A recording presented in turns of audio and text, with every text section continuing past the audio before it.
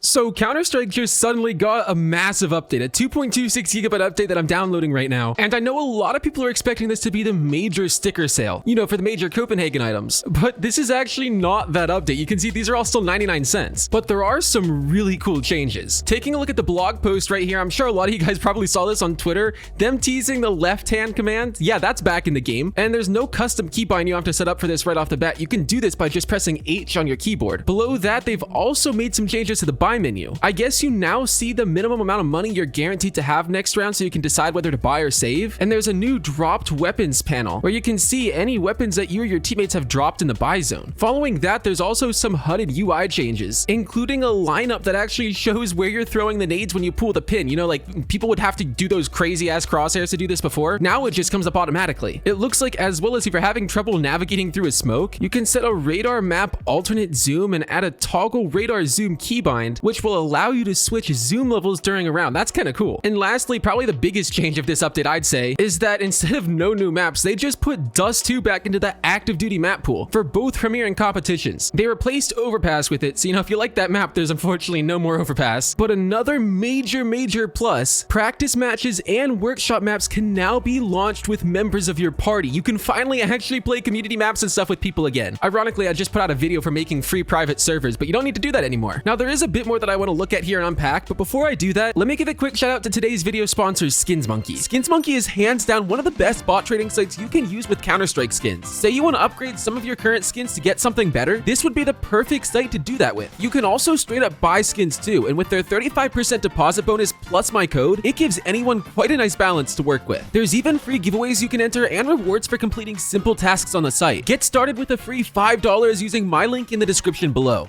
Okay, with that out of the way, here's the actual release notes. I just want to quickly go through these so we can see what specifically they did. Of course, CL left-hand, right-hand is now a thing. It looks like there's an added prefer view model and of course the added switch for view model left-hand, right-hand. And what's kind of cool is it looks like view model position settings and stuff like that are now networked and visible to everyone on a server. And they also depreciated crouch view model position setting. I don't know what that means. For the HUD, like we were just saying, you can now have different levels of zoom for the radar. They added a radar icon for the local player when free cam spectating. Added that grenade lineup reticle that we saw. Wait, they added a kill feed icon for in-air kills? That's sick. They've added the scoreboard to the escape menu, and they've added an icon to indicate bots on the scoreboard. There's a 2 buy menu changes mentioned here as well, but then for gameplay, increased Zeus movement speed and adjusted the attack zone. They spelled that wrong.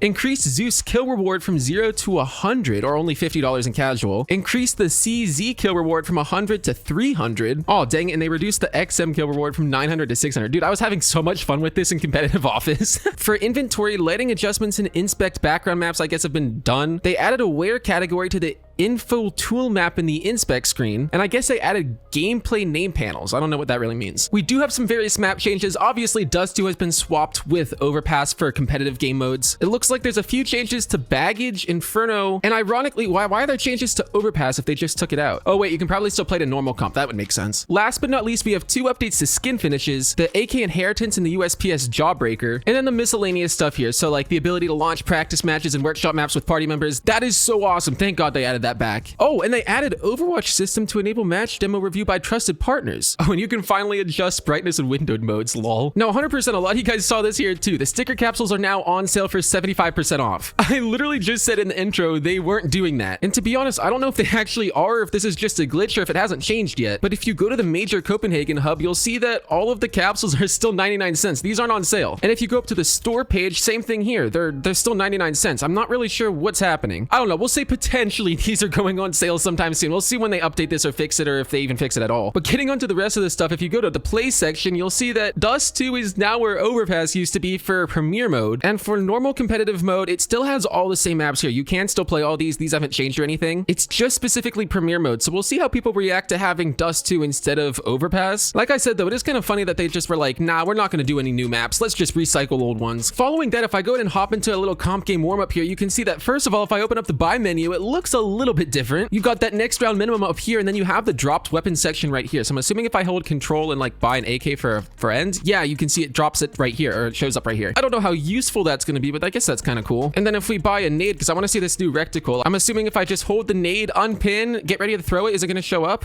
Oh, what? Yo. Okay, that's really cool. And it's the same color as your HUD, and it's just measured in 1, 2, 3, 4, 5. Dude, this is actually kind of... Whoops, this is actually really cool. And then the last thing I want to try is if I press H on my keyboard.